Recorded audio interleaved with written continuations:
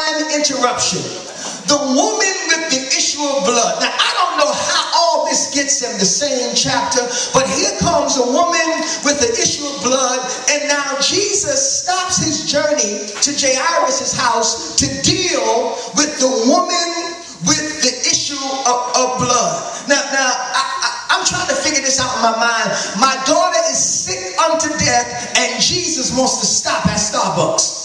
Right. Sick unto death, and Jesus wants to do something else. But I have got to applaud the patience of Jairus. It was so important to me that I had to look up the word patience. And patience is waiting without complaining. Ooh, I said patience is waiting without complaining. Now I can wait, but I'm gonna complain. Y'all, come on, so don't leave me out here by myself.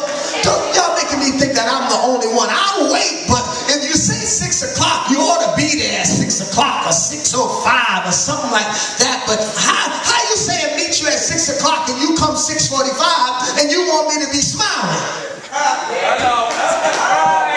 don't like when y'all get deep on me, New Day, like I'm the only one. If you set a certain time